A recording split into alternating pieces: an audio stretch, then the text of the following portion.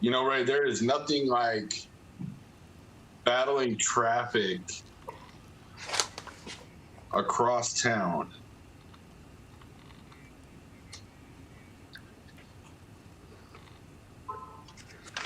I was talking to Ernie's assistant and was telling her I was leaving one meeting and going to I was doing a Zoom meeting on the road, and then we were headed here to do our live stream. She's like, yeah, on Monday I had 10 meetings. Ernie said that? Ernie's assistant. Oh. So I know how that is. Ernie's a good guy. Yeah, that was a good conversation. I look forward to having him. You can just tell the way he talks on his Facebook that he's thoughtful and thinks things through. All right, let's go ahead and kick off. We're actually late. So we are not late. Some of us are late, but Ray was here on time. Hey, we're on time, we're late, we're all that as a team, okay? So So when you screw up, we all screw up. Exactly.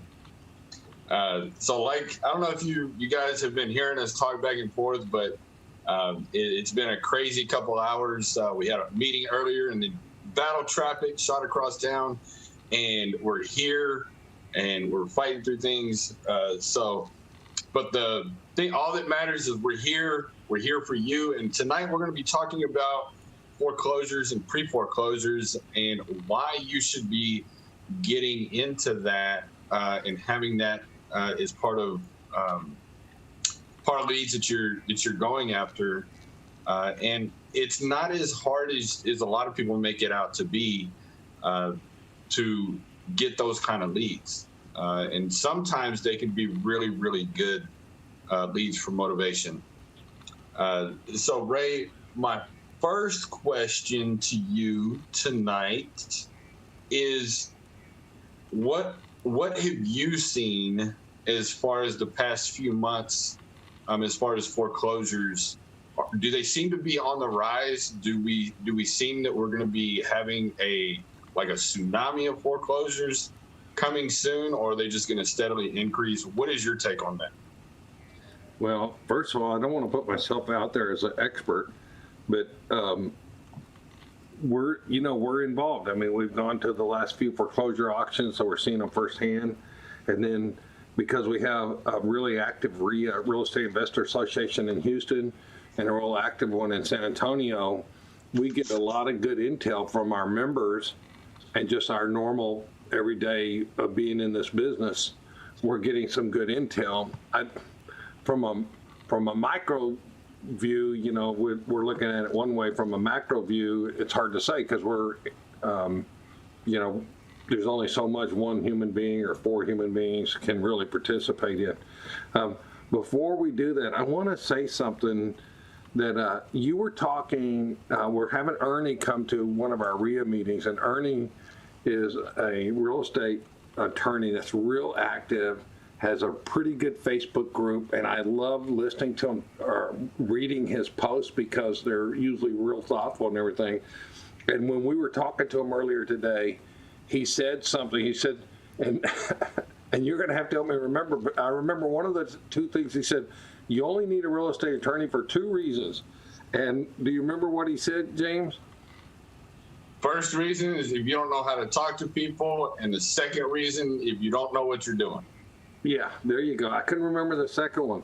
But the first one is the one I wanted to talk about is you just don't know how to talk to people. And when you first said that foreclosures are, something that real estate investors need to look at, this is where people are losing their houses, are potentially losing their houses. And it's a tough business if you're in the foreclosure business and you're buying pre-foreclosures, you'll see some things. It changes your life. Like I come home and after talking to some of these people, and this is just a general statement from over the years, I've talked to people who were kind of desperate and didn't have a lot of options. and you get involved in those situations, and you really do try to help those people out. And sometimes there's not a lot you can do for them, and sometimes there's things you can do for them. And one of our students slash members is working on a foreclosure right now, and this lady's had like an unusual amount of bad luck for one human in one life. And sometimes, you know, it's brought on by the way they behave and stuff, but we can be real unlucky, you know, or we can be real lucky. And,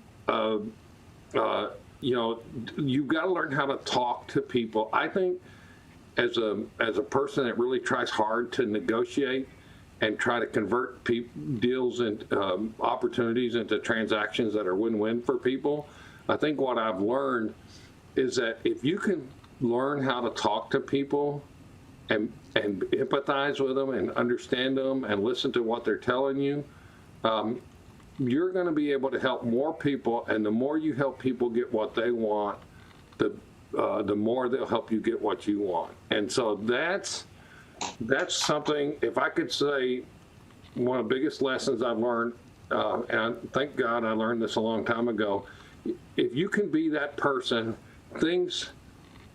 life is going to be, you're going to have a good life. You know, things are going to fall in your lap. Surprises will come along unexpected.